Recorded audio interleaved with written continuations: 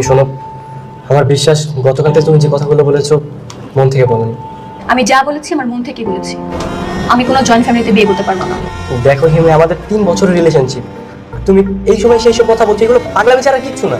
তোমার কাছে যদি এগুলো পাগলামি মনে হয়, ওকে ফাইন, এটা পাগলামি। দেখো, প্রত্যেকটা ফ্যামিলিতে মা বাবা থাকা খুবই গুরুত্বপূর্ণ, কিন্তু তুমি কেন একা থাকতে চাচ্ছ এটা আমার মাথায় আসছে না। কারণ আমি কোনো বন্দি জীবন চাই না। আমি আমার মতো থাকতে চাই, আমি আমার মতো করে সংসার সাজাতে চাই। সেখানে অন্য কেউ এসে নাক গলাবে সেটা আমি কখনোই চাই না। তোমার কি মনে হয় আমার মা থাকলে কি সব কিছু হতে দেবে না? না, হবে না। জয়েন্ট ফ্যামিলি মানে এটা করো না, সেটা করো না, এখানে যেও না, সেখানে যেও না, সারাদিন কানের সামনে ঘ্যান ঘ্যান প্যান প্যান। আমি এটা চাই না। আমি চাই বিয়ের পর তুমি আর আমি একসাথে থাকবো। এইটা যদি তুমি চাও তাহলে বিয়ে হবে, আর না হলে হবে না। তুমি বোঝার চেষ্টা করো, দেখো এই পৃথিবীতে আমার মা ছাড়া কেউ নেই। যদি বাবা থাকতো তাহলে একটা কথা ছিল, আমি আমার মাকে ছাড়া থাকতে পারবো না। আমার সেই একই পেঁচা, মা মা মা। আমি তোমার মায়ের জন্য তো আমার স্বাধীনতা বিসর্জন দিতে পারবো না।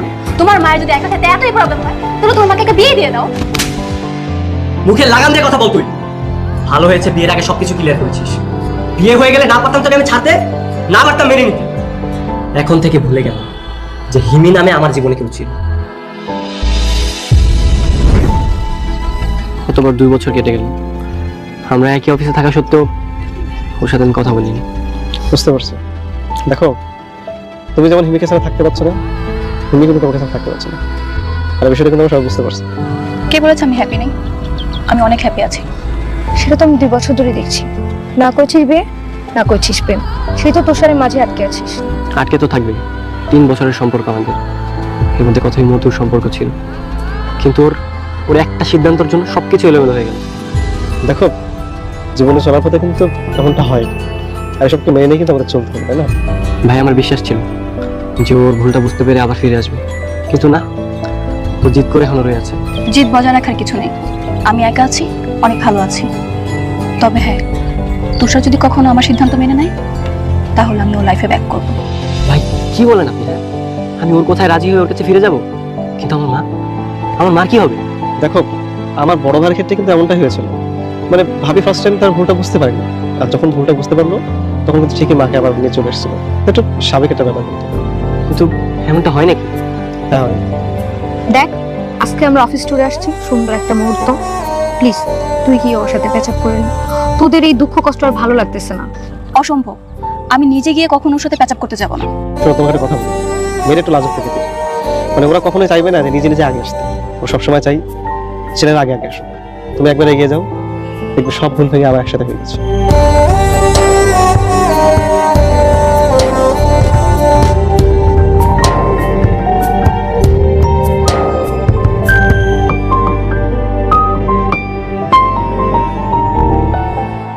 কেমন আছো তুমি? ভালো। অনেক বছর কেটে গেল, তাই না? 2 বছর। এই 2 বছর আমরা একই অফিসে ছিলাম। সবসময় আমার মনটা তোমার জন্য কান্না করতো, সবসময় ছটফট করতো। আমি তোমার সাথে কথা বলার অনেক চেষ্টা করেছি, কিন্তু তুমি একবার ট্রাই করোনি। তুমি আমাকে বিয়ে করবে? তুমি যদি আমার সিদ্ধান্ত গ্রহণ করো তাহলে করতে পারি। হ্যাঁ, আমি রাজি আছি। সত্যি তুমি রাজি? হ্যাঁ। ঠিক আছে, তাহলে চলো আমরা ফ্যামিলিকে জানাই।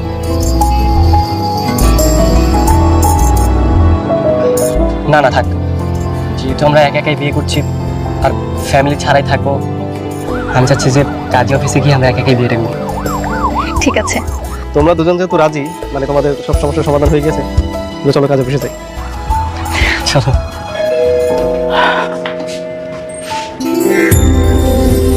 তুষার,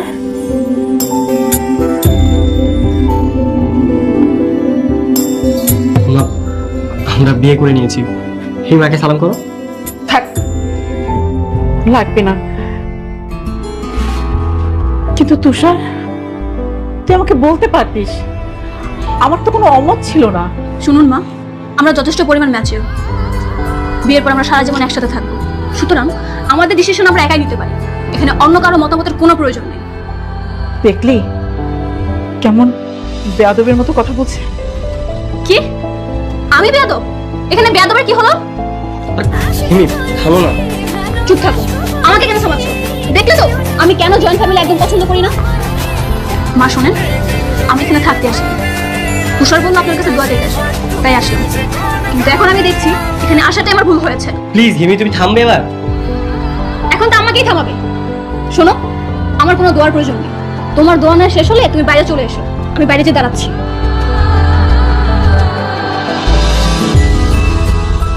আমি কখনো ভাবতেই পারিনি এত বড় একটা কাজ তুই আমাকে না জানিয়ে করবি। না, আমি জানি এই বিয়েতে তোমার কোনো সম্মতি নেই, তাই বিয়েটা করার পরে তোমাকে জানাচ্ছি। ভালো করেছিস, বড় হয়ে গেছিস, নিজের ভালো নিজে বুঝতে শিখেছিস। মা দেখবে দুদিন পর ও এমনিতেই ঠিক হয়ে যাবে, আমি ওকে বোঝাবো। যে একদিনে ঠিক হয় না সে কোনোদিন ঠিক হয় না। আর বিয়ে করেছিস, ভালোই করেছিস। যা, সুখী হ, বউকে নিয়ে সংসার কর।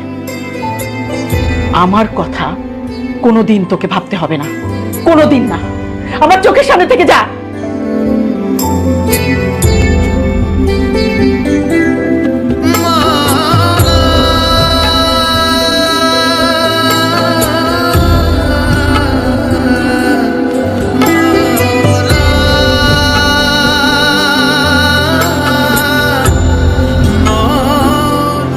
এই যে নাও মা।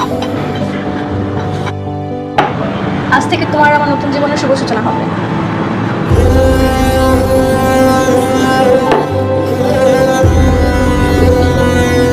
এটা এখানে রাখি।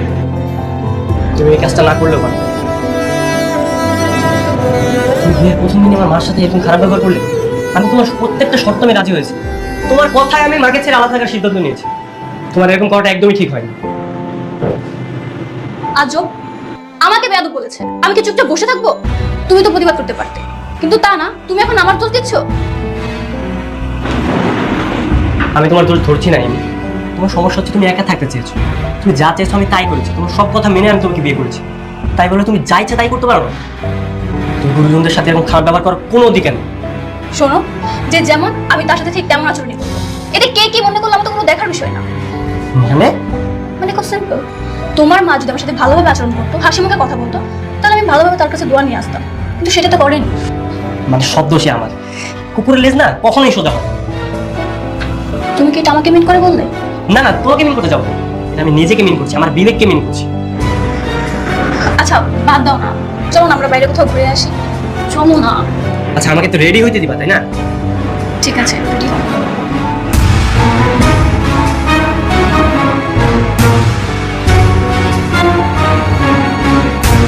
মেয়েটা তো নিজের ইচ্ছে একা একা বিয়ে করে ফেললো।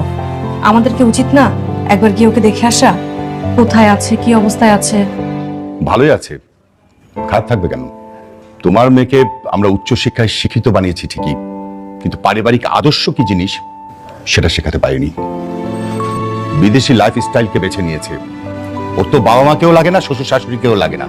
আচ্ছা বাবা, হয়েছে এটা। তুমি তো বাচ্চাগুলো মানে মতো অভিমান করতেছো। মানে আমাদের একটা দায়িত্ব আছে না। তুমি এক কাজ করো, তুমি আজকে একবার যাও, দেখে আসো কোথায় আছে, কিভাবে আছে। আমার মনে হয় কি, তুই এক কাজ কর, তুই গিয়ে ওকে দেখে আয়। আমি পারবো না আজকে। তোর বৌমাকে নিয়ে ডাক্তারের কাছে যেতে হবে, ওরা আজকে রেগুলার চেক আপ। এই তুমি রেডি হও, যাও। ও আচ্ছা, যাও বোমা, তুমি রেডি হও। আজকে অফিসে একটু বেশি ব্যস্ততা ছিল, তাই না? ভাগ্যিস আমরা এক কোম্পানিতে জব করি, নাইলে তুমি আমার এই ব্যস্ততা নিয়ে অভিযোগ করতাম। শোনো, আমি গিয়েও আনকালচার বলবো না যে তোমার ব্যস্ত নিয়ে আমি রাগ দেখাবো। আমার কাছে কাজের প্রায়োরিটি অনেক, কারণ এই কাজের মাধ্যমেই আমাদের সংসারে আয় উন্নতি সব হবে। হ্যাঁ আমি সেটাই বলছি, দিন যত বাড়ছে আমাদের কাজের প্রেশারও তত বাড়ছে। আচ্ছা বাদ দাও, চলো আমরা কফি খেয়ে আসি। আচ্ছা এই মামা, একটু ডানে রাখো।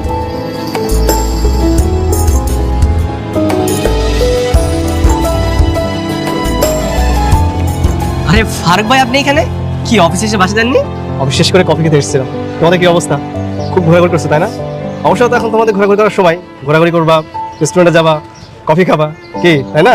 ফারুক ভাই, আপনাকে যে কি করে ধন্যবাদ দিব। আপনি যদি আমাদেরকে ওই দিন কি না বুঝাতেন, তাহলে হয়তো আমাদের বিয়েটাই হতো না। আর শোনো, অফিসের জুনিয়র স্টাফদেরকে জ্ঞান দেওয়া হচ্ছে সিনিয়রদের কাজ, বুঝছো? অবশ্যই ঠিক বলেছেন ভাইয়া। আর হ্যাঁ, ভালো কথা, তোমাদের তো বিয়ে 6 মাস পার হয়ে গেল। আমাদের ট্রিট কোথায়? ট্রিট দিবা না? আরেকদিন বাসায় নিয়ে গিয়ে খাওয়াও। তা তো অবশ্যই। আচ্ছা, জাস্ট একটা মিনিট, ফোন এসেছে। হ্যাঁ মা। হ্যাঁ মা, কেমন আছো?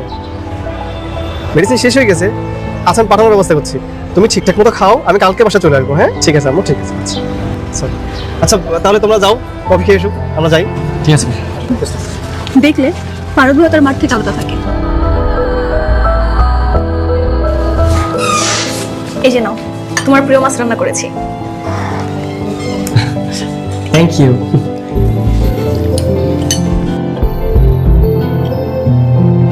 আজকে রাত তোমাকে অনেক সুন্দর লাগছে।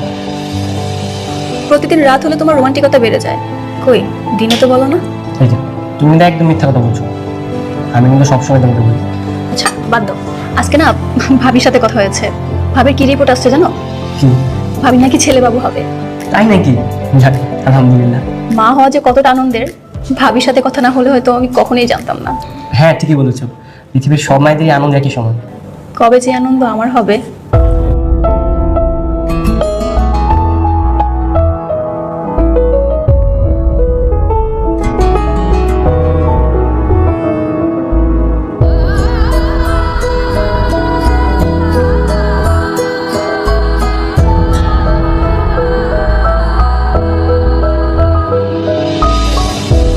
কি হলো, খাচ্ছ না কেন? খাবার মজা হয়নি? না না মজা হয়েছে তো, খাচ্ছি আমি খাচ্ছি।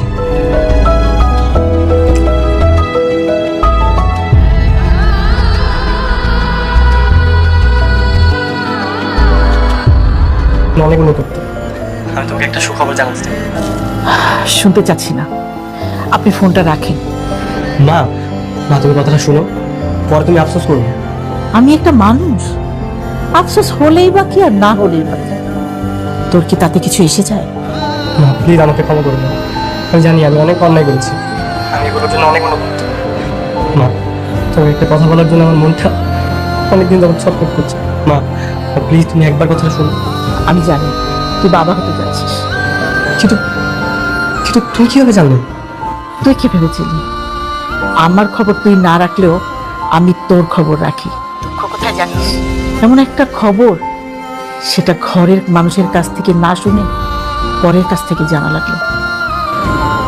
মা আমি extremely sorry, I miss you মা। সুখে থাক, ভালো থাক, বউয়ের যত্ন নিস। রাখি।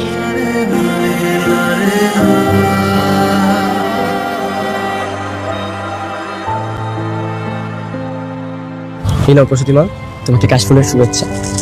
Thank you. আচ্ছা তুমি আমার সন্তানকে অনেক ভালোবাসবে তাই না? অনেক অনেক আদর করবে। অবশ্যই অনেক আদর করবো।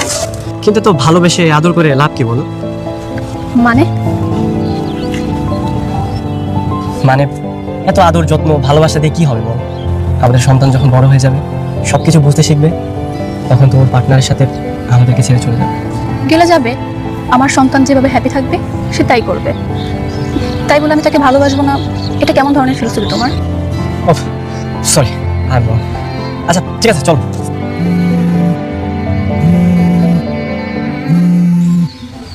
Hello sir. কি বলছেন স্যার, এখন আসতে হবে? আচ্ছা আমি আসছি, ঠিক আছে স্যার। আমার না এখন একটু তাড়াতাড়ি অফিসে যেতে হবে। অফিসে কেন? গতকালকে আমি যে ফাইলটা সাবমিট করেছিলাম না, ওখানে কিছু ডাটা মিসিং আছে, ওটাই সলভ করতে যেতে হবে। তুমি একটা কাজ করো, তুমি বরং বাসা চলে যাও, আমি অফিসে গিয়ে কাজটা শেষ করে তাড়াতাড়ি চলে আসবো। তুষার, আমার একা একা বাড়িতে একদমই ভালো লাগে না।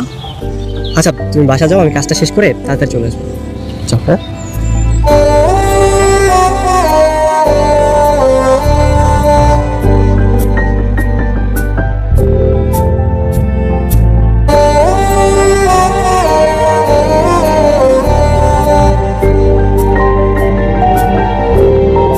দেখলি তোর বাপটা কেমন কাণ্ডজ্ঞানহীন।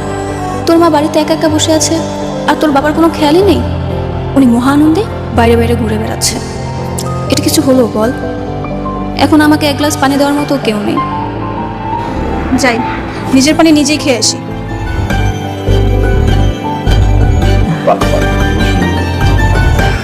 এই তো আমাকে বস বস, রিল্যাক্স। তুই আবার কষ্ট করে এসব আনতে গেলি কেন? নাও মা, বাবা তুমি খাও। তুষার কখন আসবে রে? ও, হয়েছে কি মা, আমি অফিসে না যাওয়ার কারণে ওর উপর একটু বেশি প্রেশার যাচ্ছে। প্রতিদিন সকালে যায় আর রাত্রে বাসায় ফিরে। এটাই তো পুরুষ মানুষের জীবন রে মা। আচ্ছা তুই নিয়মিত ডাক্তারের চেক আপটা করাচ্ছিস তো? হ্যাঁ মা, তা করাচ্ছি। এখন সবচাইতে আনন্দ কিন্তু আমার বেশি, একসাথে দাদা হচ্ছি, আবার নানাও হতে যাচ্ছি। সেটাই। আচ্ছা তোর খাবার দাবারের কি অবস্থা? এই বাসায় তো তোর খেয়াল রাখার মতো কেউই নেই, তোকে একাই নিজের খেয়াল রাখতে হবে। মা, তোমরা এসেছো, আমার যে কি আনন্দ হচ্ছে। পুরো বাসাটা এতদিন আমার কাছে পুরো জেলখানার মতো লাগছিল। এই লাইফটা তো তুই বেছে নিয়েছিস, একা একা থাকবি, ওয়েস্টার্ন লাইফ লিড করবি। এখন বুঝতে পারছিস একা লাইফ না। আচ্ছা মা, তুমি কিন্তু বাসায় যাবে না, আমার সাথে কয়েকটা মাস থেকে যাও। কি বলছিস পাগলের মতো? এখন তোর ভাবির প্রেগন্যান্সির লাস্ট স্টেজ চলছে, ওর সাথে কে থাকবে? দেখলে দেখলে বাবা, মেয়ের থেকে ছেলের বউ তোমার কাছে বেশি বড় হয়ে গেল, তাই না? ছেলের বউ তো নিজের মেয়ের মতোই, বড় মেয়ের থেকে বেশি। মেয়ে তো বিয়ের পরে অন্যের ঘরে চলে যায়, ছেলের বউ নিজের ঘরে আসে। সারা জীবন তো ওর সাথেই থাকতে হবে। আর তাছাড়া এই সময় শাশুড়ির যত্নআত্তি পাওয়া একটা মেয়ের অধিকার। মা তুই একটা কাজ কর না, তোর শাশুড়ি তো একা থাকে, ওনাকে বল এই সময় তোর পাশে থাকতে। তাছাড়া এই সময় কিন্তু অবশ্যই একজন মুরব্বীর পাশে থাকা দরকার। থাক, আমার কাউকে লাগবে না। আচ্ছা মা, তোমরা বসো, আমি তোমাদের জন্য দুপুরের খাবার রান্না করছি। তুই একা কেন করবি? আমি তোকে হেল্প করছি, চল তুমি বরং বসো। আচ্ছা আচ্ছা ঠিক আছে, তোমরা যাও।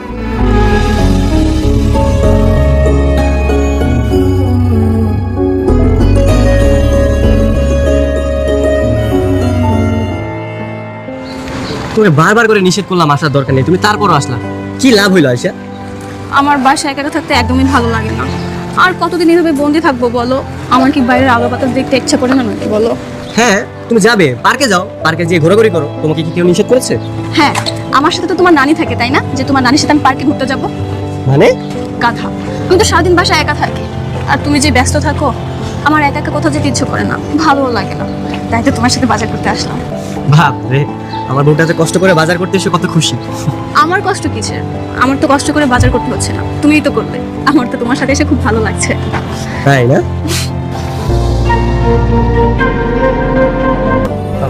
কোথায় তুমি? বাসায় নেই? আমি আছি এক জায়গায়, 1 ঘন্টা পর বাসায় ফিরবো। মানে কোথায় তুমি? বলবো না, তুমি তোমার ব্যস্ততা নিয়েই থাকো। আচ্ছা ঠিক আছে, যেখানেই থাকো তুমি তাড়াতাড়ি বাসায় চলে এসো। হ্যাঁ আচ্ছা, কাজ শেষ করে। জানেন মা, আপনার ছেলে ইদানিং অনেক ব্যস্ততা দেখায়, তাই ওকে না বলেই আমি আপনার কাছে চলে এসেছি। আপনাকে আমার বাসায় নিয়ে ওকে সারপ্রাইজ দেব। কে বলেছে আমি তোমাদের বাসায় যাব? আমার বিশ্বাস আপনি আমাকে ক্ষমা করে দেবেন। আমাকে ক্ষমা করে দ্রুত আমাদের বাসায় চলে যাবেন। আপনি যদি আমাদের বাসায় না আসেন, তাহলে কিন্তু আপনার নাতি আপনাকে কখনোই ক্ষমা করবে না।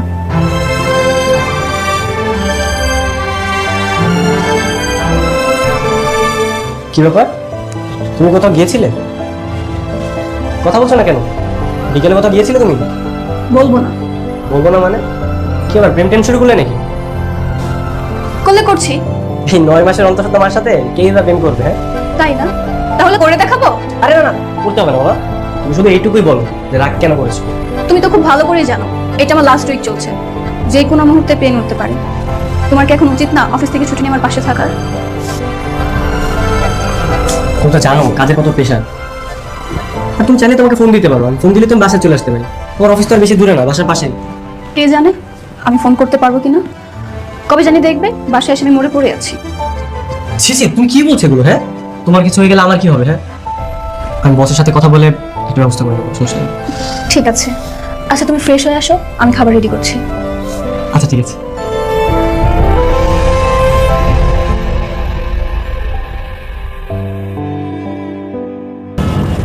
আচ্ছা ফাইলটা ক্লোজ করে বসে রেখে। ফারুক ভাই, ভাইয়া একটা কথা জানার ছিল। আচ্ছা ভাইয়া, ডাক্তার যে ডেলিভারি ডেট দেয় ওই ডেটে কি বেবি হয়? না ঠিক ওই ডেটে না, 10 দিন আগে হতে পারে, 5 দিন আগে হতে পারে, আবার এমন হয় 2 দিন পর হয়। কোনো দিক ঠিক নেই, বুঝছো? ও আচ্ছা, থ্যাংক ইউ ভাইয়া। আসলে নতুন বাবা হতে চলেছে তো, তাই একটু এক্সাইটমেন্ট কাজ করছে। Thank you.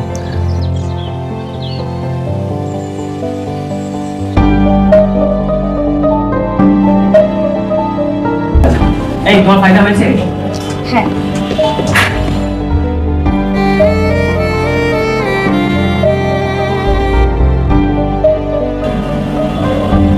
হাই ইউনি এতগুলো কল দিল?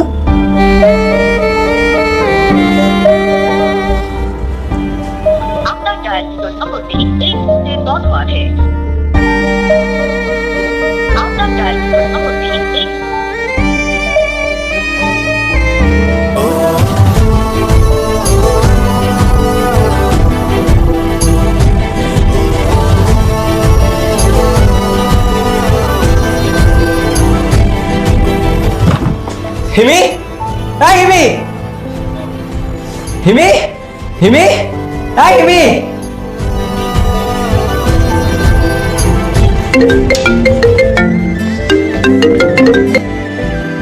মা, আমি বারবার ফোনটা কেটে দিচ্ছি, তুমি তারপরে ফোন দিচ্ছ কেন? আমি একটু ঝামেলার মধ্যে আছি, তোমাকে আমি পরে ফোন দিই। কি ঝামেলা আছিস? মা, আমি তোমাকে পরে বলছি। আরে শোন না, আমি হাসপাতালে। হসপিটালে মানে? হ্যাঁ, তুই গ্রিন লাইন হাসপাতালে চলে আয়। আর শোন, কেবিন নাম্বার হলো 501। হ্যাঁ, আমি আসছি।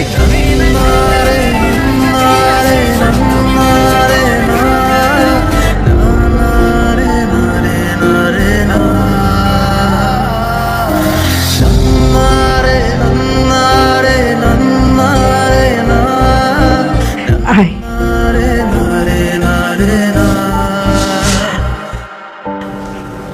দেখ, তোদের ঘর আলো করে আমার নাতনি এসেছে।